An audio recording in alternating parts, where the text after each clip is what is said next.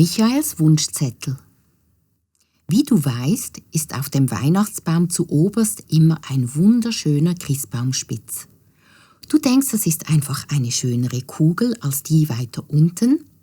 Nein, du irrst dich. Ich erzähle dir heute ein Geheimnis.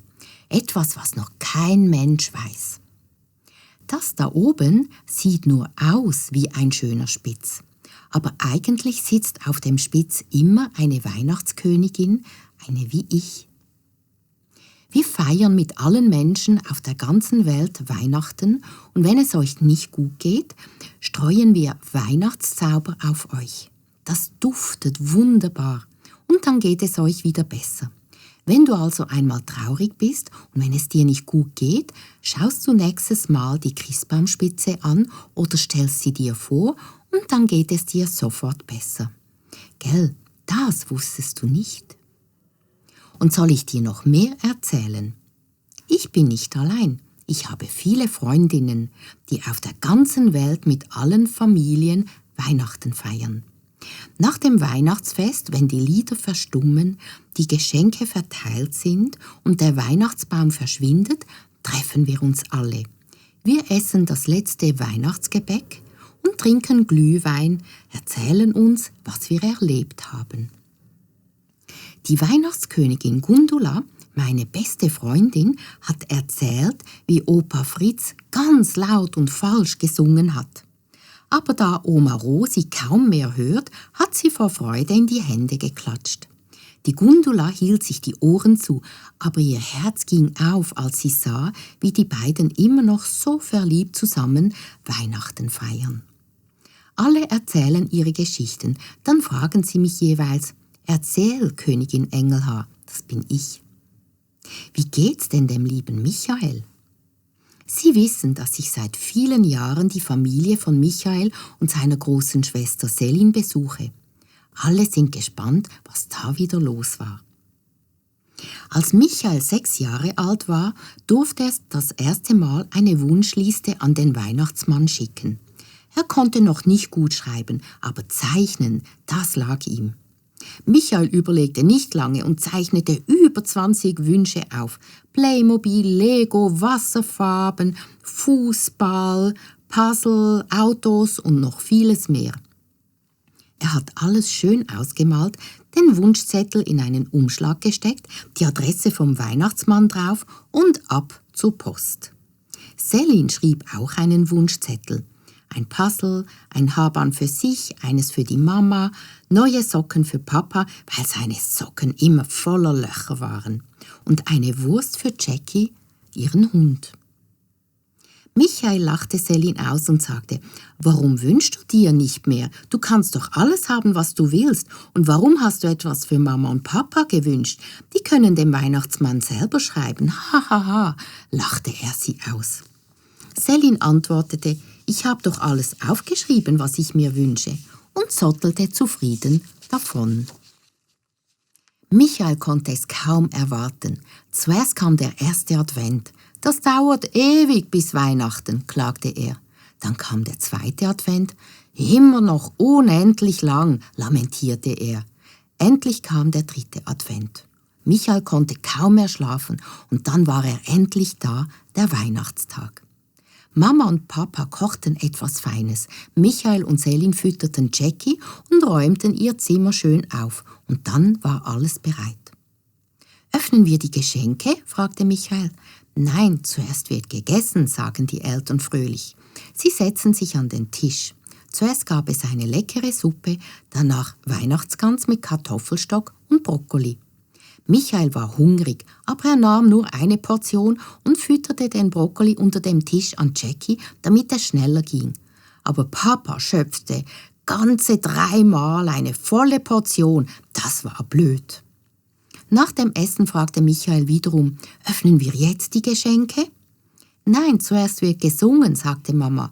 Michael war total frustriert. Er wollte jeweils nur eine Strophe singen. Aber was taten die anderen? Sie sangen immer gleich alle Strophen. Mama hatte eine schöne Stimme, aber das war Michael im Moment ziemlich egal. Dann endlich war der Singsang vorbei und die Geschenke wurden geöffnet. Michael packte seine Päcklein, riss sie ritsch-ratsch auf. Er bekam ein Puzzle und einen Fußball. »Wo ist alles andere?« fragte er erschrocken. Vor lauter Enttäuschung hatte er Tränen in den Augen. Er schaut zu Selin. Sie hat alles bekommen, was sie sich gewünscht hat. Ein Puzzle, Haarband für sich, für die Mama, Socken für den Papa und sogar die Wurst für Jackie. Das ist so unfair. Michael war wütend und stampfte in sein Zimmer. So unfair, schrie er nochmals. Papa folgte ihm ins Zimmer und nahm ihn fest in den Arm. Das tat Michael gut. Weinerlich fragte er, »Papa, warum hat der Weihnachtsmann nicht all meine Wünsche erfüllt? Ich habe doch alles so schön ausgemalt.« Papa sagte tröstend, »Weißt du, lieber Michael, im Leben erhält man nicht immer alles, was man sich wünscht, aber eines verspreche ich dir. Das, was für dein Herz wichtig ist, geht immer in Erfüllung. Nicht immer so, wie du es dir vorstellst oder wie du es gerne hättest, aber anders. Am Schluss geht es immer auf und ist manchmal noch besser, als du gedacht hättest.« »Papa, hast du das auch schon erlebt?« fragte Michael neugierig. »Ja, Michael, als ich noch jung war, war ich in eine Frau verliebt.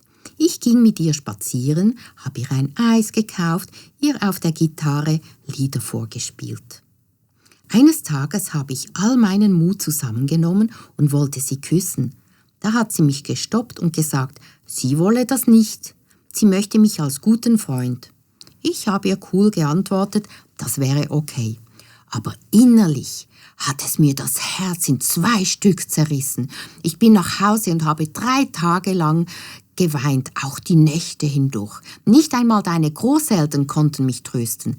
Ich habe ihnen gesagt, dass ich mich nie mehr verlieben werde und dass alle Frauen doof seien.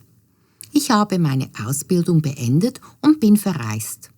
Zuerst habe ich in Israel Erdbeeren gepflückt. Ich durfte so viele essen, wie ich wollte. Das war lecker. In Sri Lanka habe ich Elefanten gepflegt, ihnen den Rücken gebürstet. Das fanden sie super, ich auch. In Australien bin ich mit Delfinen geschwommen. Es war alles wunderschön, aber eines Tages hatte ich Heimweh und bin mit dem nächsten Flieger nach Hause geflogen. In diesem Flugzeug habe ich eine Frau kennengelernt. Ich habe mich sofort in sie verliebt und mein Herz ging nach langer Zeit endlich wieder auf. Wie ging es weiter, Papa? Was war das für eine Frau? Michael war gespannt. Die Frau habe ich geheiratet und mit ihr 2 wunderbare Kinder gekriegt, Selin und dich, Michael. Da habe ich gemerkt, dass ich nicht gekriegt hatte, was ich zuerst wollte. Aber danach habe ich so viele Abenteuer erlebt und kam mit deiner Mutter zusammen. Also habe ich das gekriegt, was mein Herz wirklich wollte. Erst später habe ich das realisiert. Seither weiß ich, dass ich immer das kriege, was für mich das Beste ist. Michael staunte. Papa, du bist so klug. Er weinte jetzt nicht mehr. Papa wischte die Tränen ab und fragte, freust du dich über deine Geschenke? Das Puzzle ist spannend, aber Fußball können wir heute nicht mehr spielen. Kommst du morgen mit mir nach draußen?